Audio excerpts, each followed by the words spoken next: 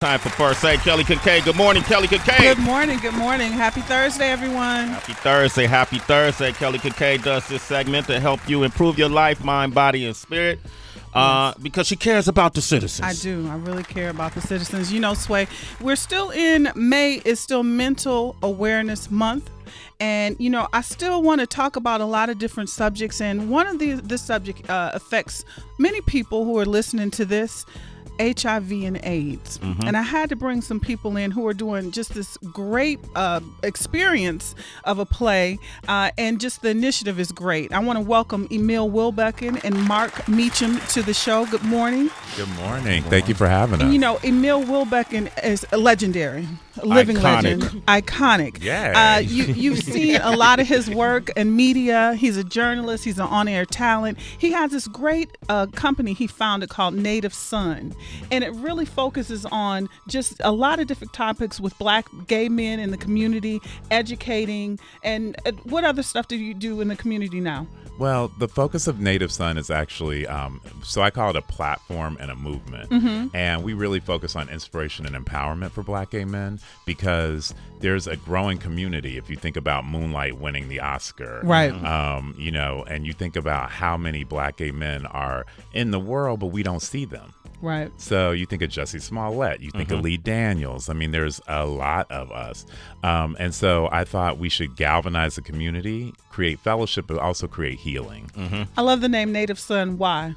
So Native Son comes from James Baldwin's Notes of a Native Son. Right. And so James Baldwin is our icon because we really look at him as someone who is culturally aware, woke, and visionary, and really represents all the brilliance of a Black gay man. Right. And our other guest is Marc Meachem. Marc Meachem, he is the head external affairs North America of ViiV Healthcare. Good morning. How are you? And you and Emil have partnered up for this wonderful play I'm hearing great things about, As Much As I Can. How did you guys meet? Why did the play come together? And how's your involvement? What made you, because you're raising a lot of money, you're in the communities. What I find interesting is with Black and brown communities, the rates are getting higher with HIV and AIDS. And it really hit me, Jackson, Mississippi, because I went to college in Jackson and Baltimore. The rates are getting higher. And what made you, how did those two cities kind of flag you to start doing more work? Well, it all really started with the disparities you see in HIV in general. So when you look at the most affected populations, Black gay men are the most affected population in the U.S. and have higher rates of HIV than you see in some sub-Saharan African countries. Mm-hmm. And in terms of looking at Baltimore and Jackson, it was a variety of things. One was the willingness of the communities to address the epidemic. It was the high levels of HIV there, and really the need. And a lot of the silence you see around HIV in the South, but not just in the South. Right.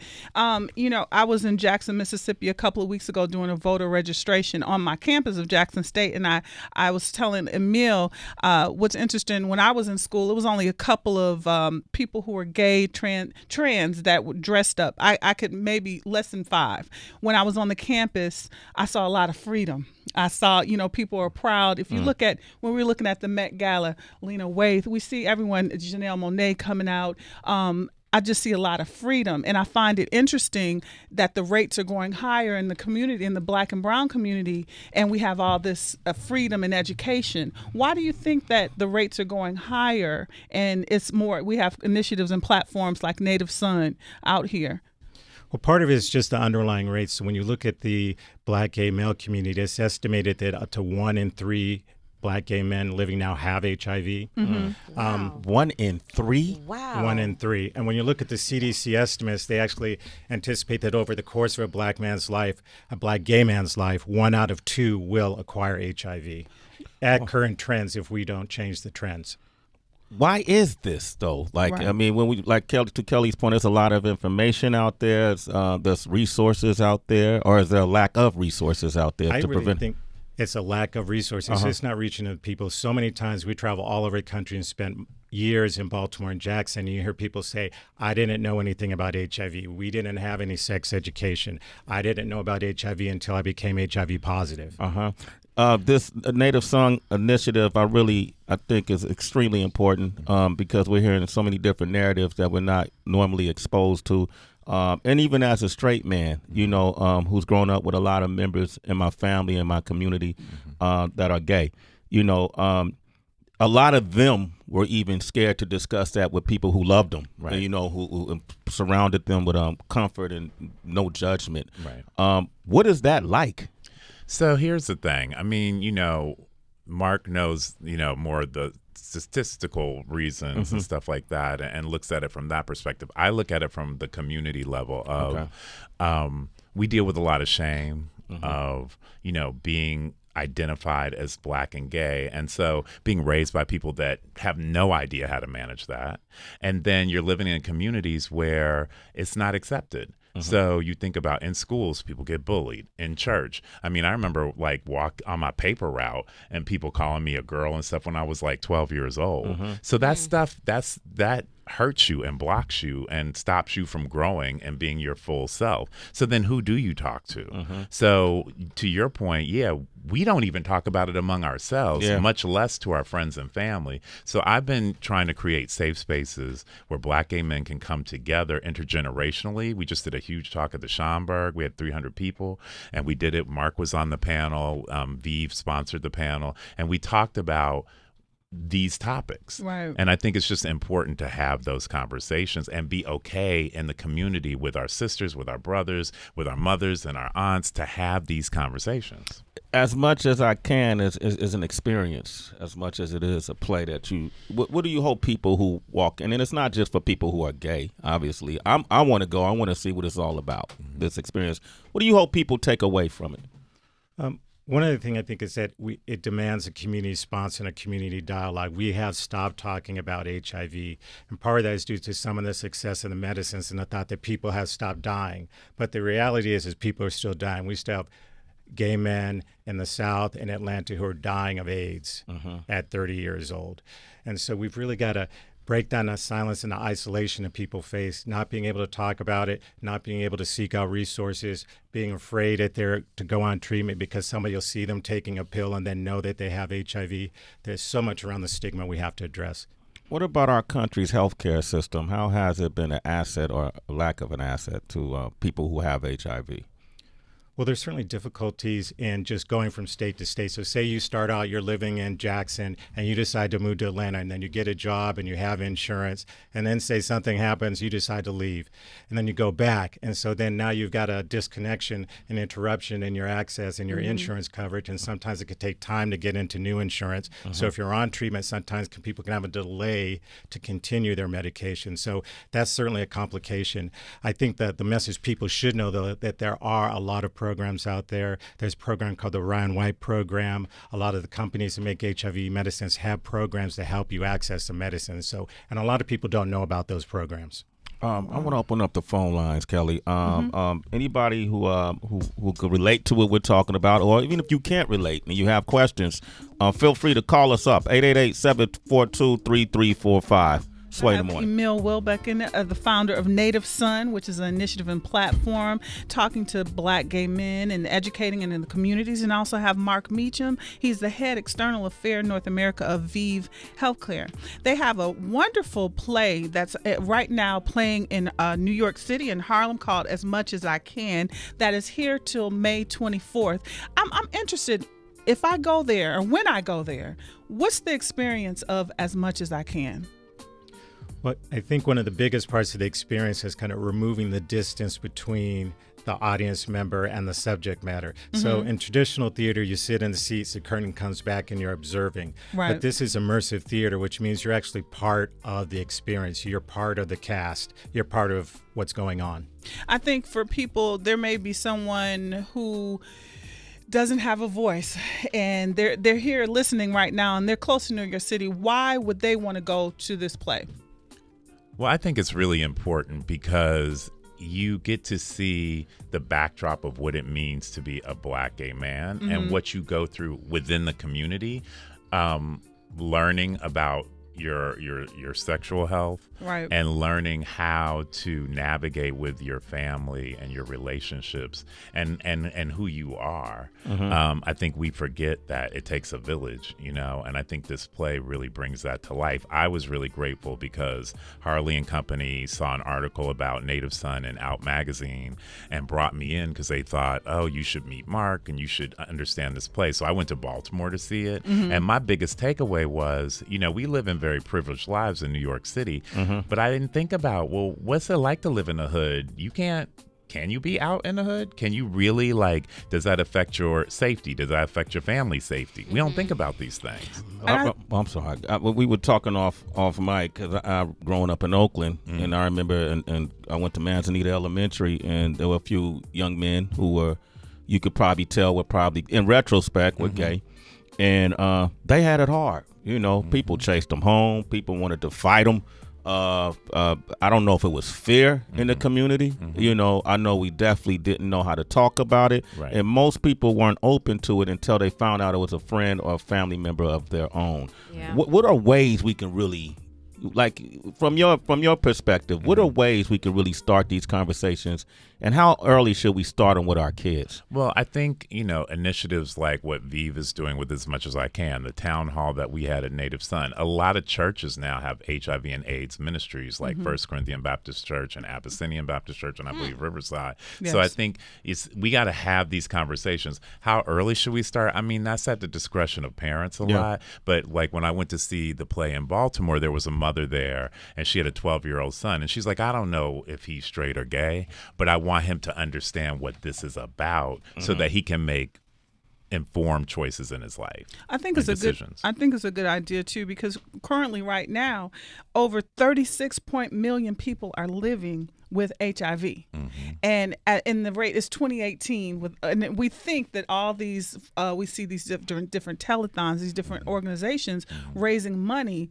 The rates are still going higher, and I really like that ViiV Healthcare, Marc, and you found Emil, who has this great Native Son initiative, to partner, because it only is going to build when we get more people coming in. And I think that's why it was important to bring to Sway in the Morning, because we want to get more people to go and see this play who may not even have any idea of what's that like, HIV and AIDS, to really touch people, because there's people who living with this disease and don't even know it because they're scared to even take the test. And you work for a pharmaceutical company. How do you have any apprehension of people when you go to these cities? When you went to Baltimore and you said, "Hey, I want to do this play," is it plans to go to other cities to really expose this? Well, so listen, I think when we started, we didn't know actually how successful and how deep the outreach would be and how it would really change people's minds and hearts. So we've actually been running it now for 2 years. Since we started in Baltimore and Jackson, this is our debut, bringing it to Harlem. And then we're going to look to see where else. LA already said if you're taking it to New York, it's got to come to LA. So we'll see. How was it in Jackson, Mississippi? Because I know the rates of HIV and AIDS in the South are still rising. How was the reception the days that you were in Jackson, Mississippi? I think generally speaking, we had full houses. The reception was good in the community, but I think there were some places where you see people reticent.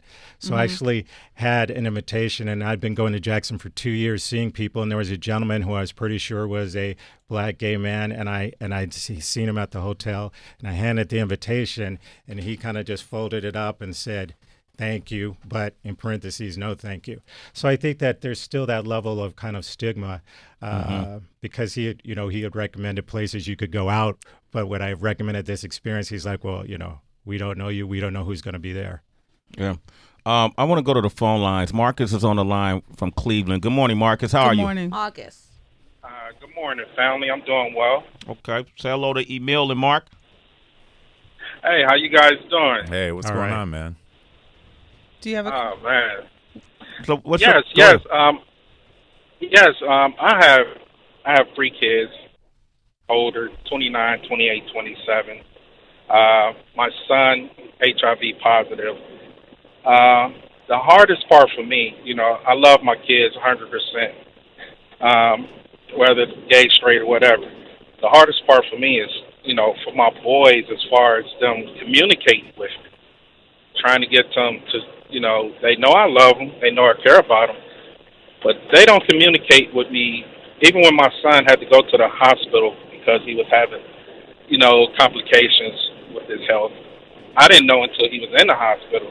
But my daughter, she talks to me all the time, what's going on. It's not like I'm trying to be nosy, but, it's like, I'm there for you, whatever you need, but I don't know why it's hard for them to communicate with me as far as the boys. Mm-hmm. Right. So here's the thing. So I'm HIV positive, and I knew for 15 years and didn't tell my mother.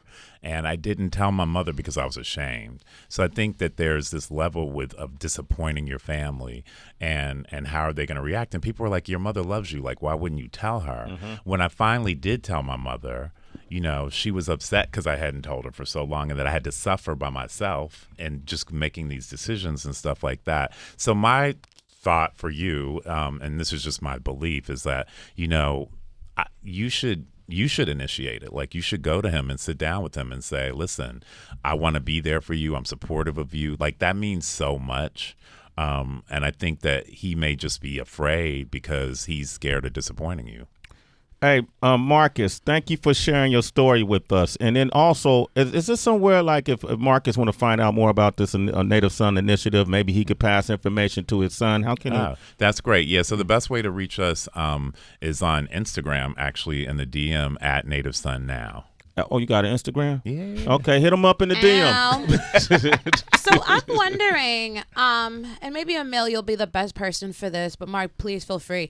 But if you do know that you're HIV positive, can you give some suggestions on how you would tell your potential lover that? So here's the thing. So when I date, I'm like, first, second date, I say it, because the thing is, I get very emotionally in, like, if I like somebody. Yes. So I want them to have full disclosure, because it's like, I don't want to kind of start dating and then 2 months in be like, oh, by the way, I'm HIV positive. They may not be there for that. I've had a myriad of responses. Some people are like, okay, thank you for telling me I can't do this. And I've had people that are like, great, so am I. And then I've had people that are like, okay, cool, so what's the tea?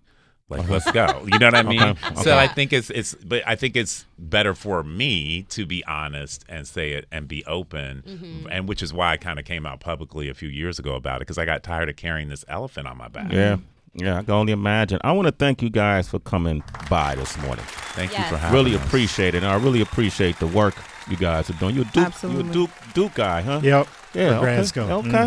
Got a Duke man up in here. Okay. Yeah. All right. Okay. Marc Meachem, thank you for the work you're doing. Thank you. Continue the road, stay the course. We're here for you. It's another platform you can add to your network. If you got different events going on and information you want people to hear about, please feel free to come up here. Emil, we're longtime colleagues. Yes, You always fly when I see you. I always feel underdressed. If people want to go see the play, how can they get more information for this? So there's a website. It's www.amaicny.com. amaicny.com. www.amaicny.com. Find out more about it.